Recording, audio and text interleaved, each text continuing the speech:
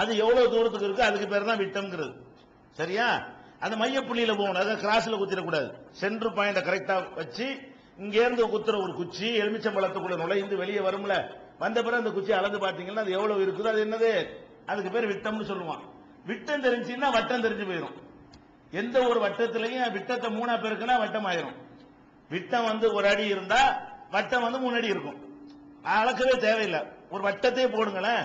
ஒரு வட்டத்தை செவத்துல போர்டுல வட்டம் வரைகிறீங்க, வட்டத்தை வரைஞ்சு ஒரு மையப்புள்ளி ஒன்று இருக்கிறது. அந்த மையப்புள்ளியில இருந்து இந்த பக்கத்தையும் கிராஸ் பண்ற மாதிரி ஒரு கோடு எங்க வேணாலும் போடலாம், சம்மாத்தா இருக்கும். எந்த ஒரு இடத்துல மையப்புள்ளியை கணக்கு பண்ணி அப்படி ஒரு கோட்டை போடுறீங்க, அந்த கோடை அளந்துக்கிட்டீங்க, சுத்தி எவ்வளவு இருக்கும். அப்ப அதை போய் வளைச்சுக்கிட்டுலாம் அவளுக்கு ஸ்கேன்லாம் கிடையாது, கஷ்டம். அது குறுக்களவை அளந்துக்கிட்டு 3 பிரிக்கிற வேண்டியதுதான். எந்த ஒரு விட்டமுமே அது போன்ற 3 மடங்கு கொண்டதாகத்தான் அந்த வட்டம் இருக்கும். அப்ப இந்த நமக்கு விட்டத்தினுடைய அளவு என்ன சொல்றான்னு கேட்டா 12,756 கிலோமீட்டர் தான் இது. அதாவது அதுக்கு அர்த்தம் என்னன்னு கேட்டா, நம்ம இருக்கிற இடத்துல இருந்து ஒரு 12,756 கிலோமீட்டர் உள்ள குறைஞ்சுக்கிட்டே போனா அந்த பக்கத்துக்கு போயிடலாம். எங்க போயிடலாம்? பூமியோட இந்த பக்கம் வந்துடலாம்.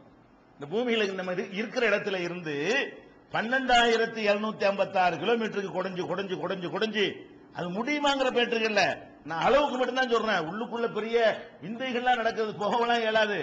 ஒரு பேச்சுக்கு சொல்றேன், ஒரு பேச்சுக்கு அப்படி குறைந்து கொண்டு நீங்க போனீர்களே ஆனால் எவ்வளவு தூரம் போகணும்? 12,756 கிலோமீட்டர் போனால் நேர அமெரிக்காவுக்கு போயிடலாம், இப்படி குறுக்க போறதா இருந்தா.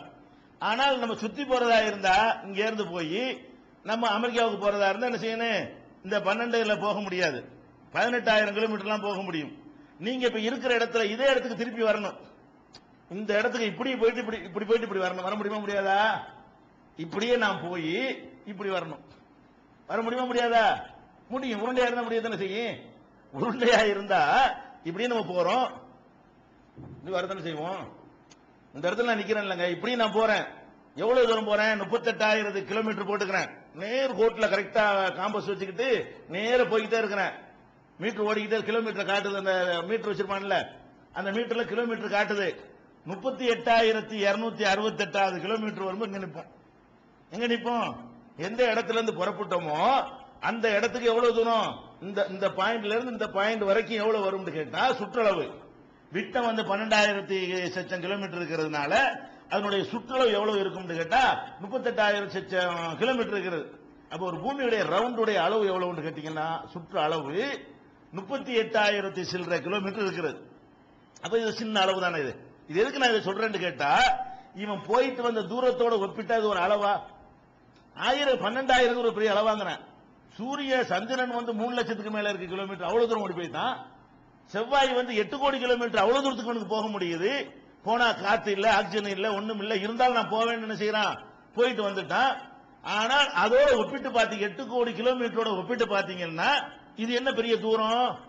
இந்த பூமியில இருக்கிற அந்த 12,000 ஒரு பெரிய தூரமா? 12,000 கிலோமீட்டருங்க மொத்தமே இந்த உள்ளடக்கம். இந்த இங்க இருந்து ஆரம்பிச்சு இங்க வரைக்கும் வர்றதுக்கு தேவை எவ்வளவு? 12,000 கிலோமீட்டர் தான். ஆனா மனுஷன் இப்ப விஞ்ஞானிகள் ஆய்வு பண்ணி சொல்றாங்க, என்ன சொல்றாங்கன்னா, பூமிக்கு உள்ளக்க போறதுங்கிறது அது நடக்கிற காரியம் இல்ல. விஞ்ஞானிகள் சொல்றாங்க, மேல வேண்டாம் நம்ம என்ன வேண்டாம் நாங்க பண்ணுவோம், பூமிக்கு உள்ள போறதுன்னு எடுத்துக்கிட்டீங்கன்னு சொன்னா இது வரைக்கும் மனுஷன் வந்து தொலை போட்டு ஒரு 8 கிலோமீட்டர்னா ஒரு 8,000 மீட்டர். 8 கிலோமீட்டர் அவ்வளவு 8,000 மீட்டர் இருக்கிறது 12,000.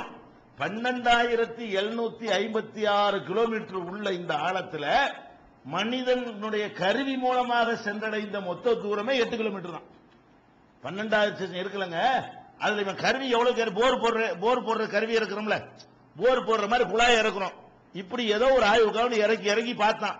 அதிகபட்சமா இவன் எவ்வளவு இறக்கி இருக்கிறான்? உலகத்தில் போடப்பட்ட பெரிய துளை எவ்வளவு கேட்டீங்கன்னா 8 கிலோமீட்டர் அளவுக்குள்ள துளையை தான் மனுஷன் போட முடிஞ்சிருக்கிறது. இது மனுஷன் போனது இல்ல, குழாயை இறக்குனது.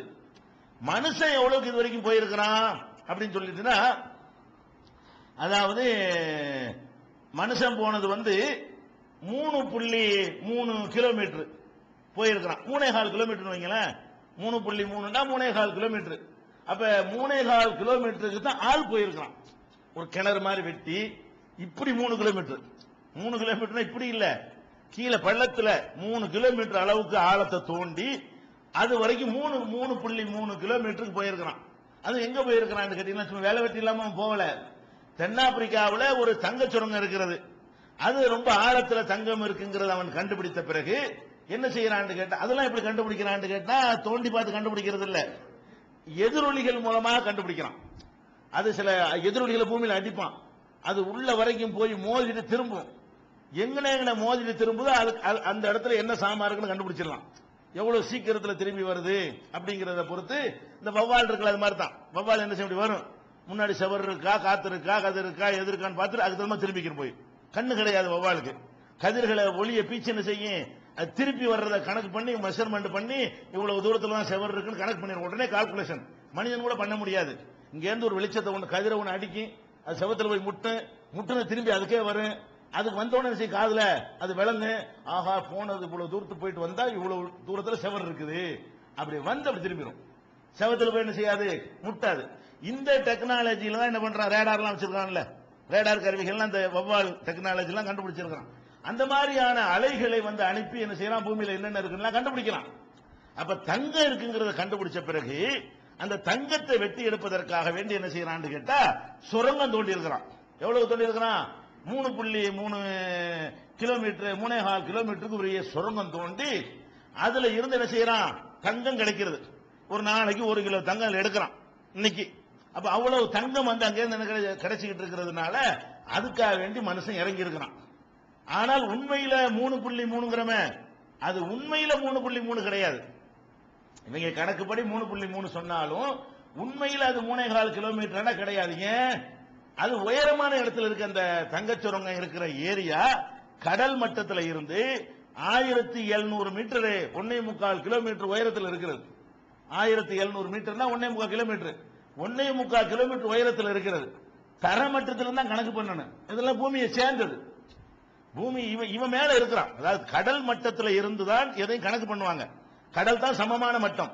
கடலுக்கு மேல அப்படி ஒசந்து இருக்குதுல, அப்படி ஒசந்து இருக்குது இருக்கிற ஏரியா, அதுல உடையிற 1700. கடல் மட்டத்தை கவனிச்சு பார்த்தீங்கன்னா இவன் போன தூரம் எவ்வளவுதான், 1600 தான். 1600 மீட்டர் 1.5 கிலோமீட்டர் போயிருக்கான். பார்த்தோம்னா கடல் மட்டத்தை அளவுகோலா வைத்து பார்த்தீர்களேயானால் மனிதன் சென்றடைந்த தூரம் எவ்வளவு, 1.5 கிலோமீட்டர்.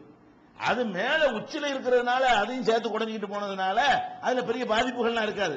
மண்ணுக்கு மேல தனியா குவிச்சு வச்சிருக்கிறதுனால கீழ் அடுக்குகள்ல என்னென்னலாம் மனிதன் சந்திப்பானோ அதெல்லாம் அதுல இருக்காது. இங்க இருந்து ஒரு சமமான தரம் இருக்குல்லங்க, இது கீழே என்னமோ இருக்குது, அது பின்னாடி நான் சொல்றேன். அதெல்லாம் எங்க இருக்காது, இப்ப குவிச்சு வச்ச மண்ணுல இருக்காது. இதுல போறதும் சும்மா தரையில போறது ஒண்ணுதான். இதுலதான் அவன் வந்து இவ்வளவு தூரம் போயிருக்கிறான். அப்ப வந்து பூமிக்கு அடியில கரெக்டா அவன் போனது எவ்வளவுன்னு பாத்தீங்கன்னா 1.5 கிலோமீட்டர் போயிருக்கிறான். கடல் மட்டத்தில் இருந்து மனிதன் போயிருக்கிற தூரம் எவ்வளவு, 1.5 கிலோமீட்டர். அந்த 1.5 கிலோமீட்டர்ல போயிட்டு சொல்றான், அந்த 1.5 கிலோமீட்டர் போறதுக்கு இடையில பயங்கரமான குளுமை, ஏசி எல்லாம் போட்டு, அந்த சுரங்கத்துக்கு கிட்ட மட்டும்தான் ஏசி இருக்காது. ஏன்னா ஏசி போட இயலாது. அது கிட்ட நெருங்குற வரைக்கும் என்ன செய்வான், ஏசி போட்டு எல்லாம் சொகுசா அது வாழ முடியாதுங்கிறதுக்காக வேண்டி அதிகாரிகள் அங்கதான் தங்கியிருப்பான், லேபர்ஸ் எல்லாம் அங்கதான் தங்கியிருப்பாங்க. போய் 2 ஹவர் தான் வேலை செய்வாங்க. அதுக்கு மேல செத்து போயிடும். மறைக்கு வந்து குளிர்ச்சியை அனுபவிச்சுக்கணும் ஏசியில ஒடியாது. இன்னொருத்தன் போவான் ஷிப்ட் முறையில் 2 ஹவர் 1 ஹவர் தான் அதுல வேலை செய்ய முடியும். ஏன், அந்த இடத்துல உள்ள வெப்பம் வந்து 57 டிகிரி 57 டிகிரி சென்டிகிரேடு வெப்பம் அதுல இருக்கிறது. அப்ப 57 டிகிரி நம்ம கவனிச்சுக்கணும். நம்ம 33 பெருக்கிறோம், நீங்க 33 இவ்வளவு புழக்கமா இருக்கிறது. அப்ப 57 நீங்க பாத்துக்கிற வேண்டியதுதான், நமக்கு தாங்க முடியாது, அது வெந்து போயிடும். அப்ப அந்த மாதிரி வந்து காத்துலாம் நெருப்பு மாதிரி இருக்கும். அந்த மாதிரி இடத்துல வந்து இவ்வளவு தூரத்துக்கு போனவனே பயங்கரமான ரிசல்ட்டா இருக்குது. அதுதான் மனுஷன் போன இடம் வைக்கல. இப்ப என்ன சொல்றான் விஞ்ஞானிகள்லாம், சரி 1.5 கிலோமீட்டர் போயிட்டீல, 1.5 கிலோமீட்டர் தான் போயிருக்கிற, இதுக்கு மேல உனக்கு போக இயலுமா இயலாதா? இயலாது. ஏன் இயலாது என்றால் பூமிக்கு அடியில போறதுங்கிறது பல விஷயங்கள் உள்ளடங்கிய விஷயம், பல விஷயங்கள் சேர்ந்தது. என்ன பல விஷயம், பூமியில பல அடுக்குகள் இருக்கிறது. மண் இருக்குது, ஈயம் இருக்குது, அலுமினியம் இருக்கிறது, நெருப்பு குழம்பு உள்ள இருக்குது. நீ குழஞ்சிக்கிட்டு உள்ள போனேன்னு வை, எரிமலையெல்லாம் எங்க இருந்து வருது? எரிமலை இருக்கா பாருங்க, கீழே நெருப்பு இருக்கிறது, அது பிச்சுக்கிட்டு வந்துதான் என்ன செய்யுது, அப்படியே நெருப்பா எரிஞ்சு அப்படி அது மலைகளாக உருவாகி விடுகிறது. அப்ப எரிமலை பூமியில இருந்து வருதுன்னு சொன்னா நீ குறைஞ்சிட்டு போன செத்து போயிட மாட்ட.